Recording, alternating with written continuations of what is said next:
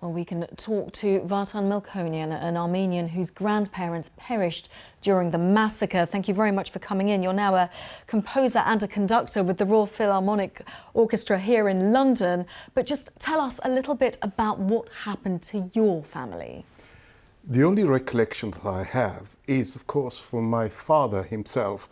He was rescued at the age of 6 years old in 1915. He remembers his parents, that's my grandparents, being rounded off by the Ottoman soldiers and taken away at a time when there were a great deal of killings and strangulation and all sorts of terrible atrocities just outside their home.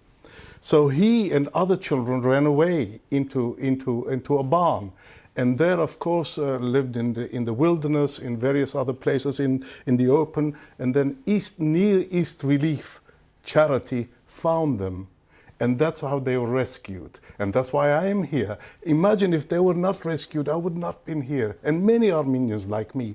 So he was then sent to an orphanage in Lebanon, well, first to Armenia and then somehow to Lebanon, and he met another girl, orphan girl, same plight as he was. They grew up and get married, and I came forth there in a refugee camp in Beirut.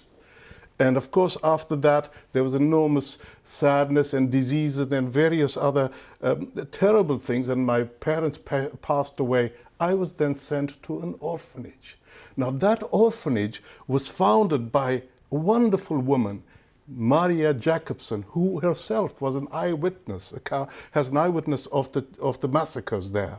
And she had founded this orphanage back in 1926. So I was sent there in the mid-1950s, and I owe all my gratitude to her and many other people like them who left their comfortable homes, went to the wilderness and saved so many Armenian orphans. And I know now you're campaigning and you're doing a lot to highlight the plight of this. Just explain to us some of the things that you are doing. Well, just recently we were in New York and speaking about the 100 Lives program, and we're very grateful that George Clooney and his wife were there as well. And George Clooney said something most beautiful, I must repeat and use his words. He said, although the word genocide was not in the dictionary at the time, but it doesn't mean that it never happened.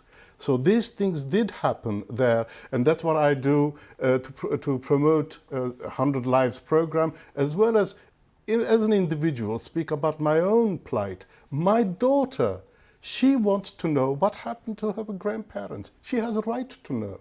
And these things, we cannot just leave it as it was then covered up and on the cover of the First World War, when the whole world was in chaos, and it's forgotten some of it. But now I'm so grateful that this is coming to life and people are remembering them. Yes, the centenary, of course. And it's that word, genocide, that is so contentious about this. But it is something that Germany is widely expected to acknowledge, that this was a genocide. How important is it for you that this term is used for this, of what happened 100 years ago? Well, it's a wonderful news. Not only for me individually, not only for the world, because this is something for the whole world should wake up, but for the Turkish themselves. It's a wonderful news.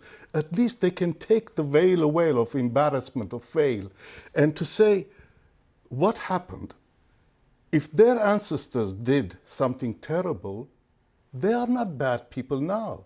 They are wonderful people. There could be loads of wonderful people around. But what your grandparents did, something terrible, it doesn't mean you are a terrible person.